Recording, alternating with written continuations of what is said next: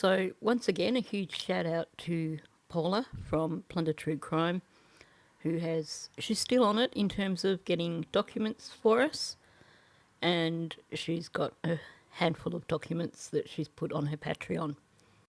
So what I'm going to talk about in this video is the reason why Stearns was recently moved. So as many of you would be aware, about a month ago, Stearns was transferred to a new prison. And yeah, I apologise, I didn't cover it because I was actually pretty ticked off about the whole arrangement, because he's basically been transferred to a bit of a cushy place. So he's now at a place called Wakula Annex. It's still a really, really long way from Northport, so he won't be getting a lot of visits from Mummy and Daddy. By my calculations, it's roughly a 5-hour drive, bit over a 5-hour drive from Northport to his lovely new home. It's apparently around about 320 miles or 515 kilometres. So this institution, the reason I was a bit ticked off about it is, like I said, it's a bit cushy.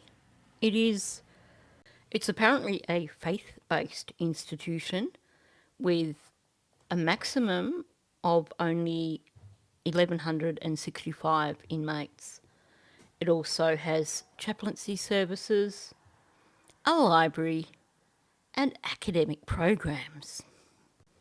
Personally, in my opinion, when someone is such a lowlife like Stearns, I really don't think that there should be an option for them to be transferred somewhere cushy like that. Now, I must admit, when I heard that he'd been transferred, I figured that it probably was because he was claiming that he had threats being made against him or there were concerns for his safety. But now we have the documents which actually show that. So I'm going to share this with you. So I'm just going to go through excerpts of various documents relating to this transfer rather than go through the whole lot. I will put this particular package into my Patreon account, so if you want to grab the document, my Patreon is free to join, and anything you want to download is free to download. So you can find the link for that in the description for this video. So this was dated the 19th of August, and I just want to point out here that it says medical documentation shows no injuries per medical staff.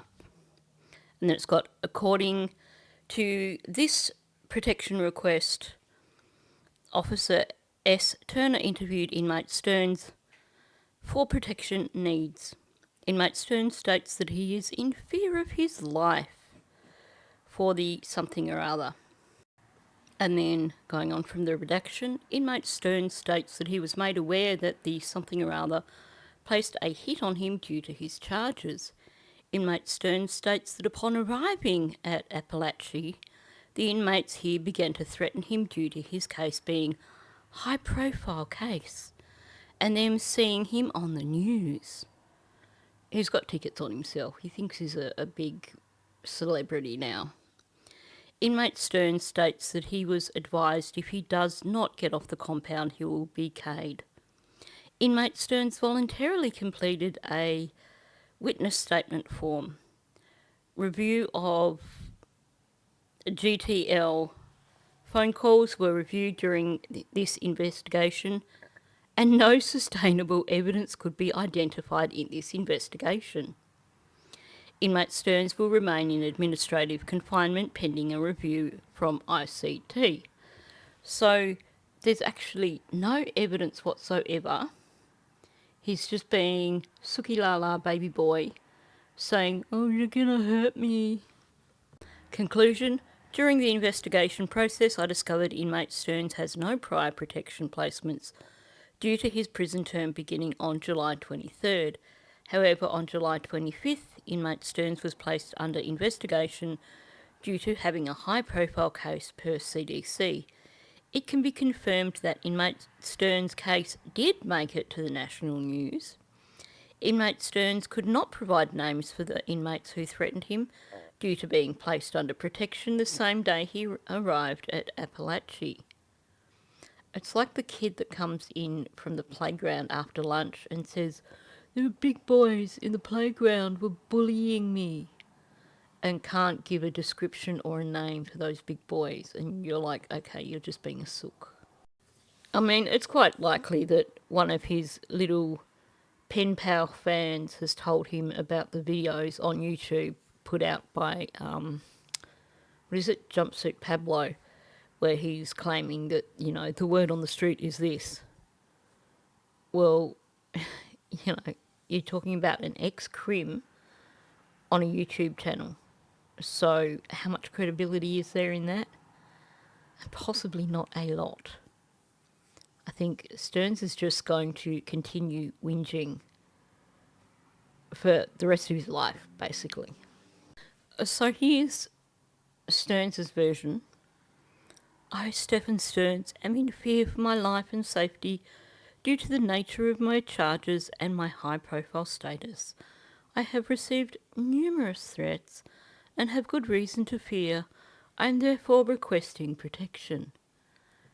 No details included whatsoever. It really does sound like a sookie la la little boy who's discovered that he's ended up in a rather tough prison and he's not happy with that arrangement and wants to be put elsewhere.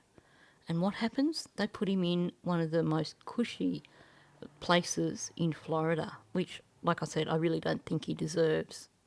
Honestly, between him being allowed to get away with a no contest plea for what he did to Maddie, Jen clearly getting away with absolutely no charges whatsoever, and now him being transferred to a cushy little prison, it just truly feels to me like Maddie's not been given justice. And honestly, she deserved so much better.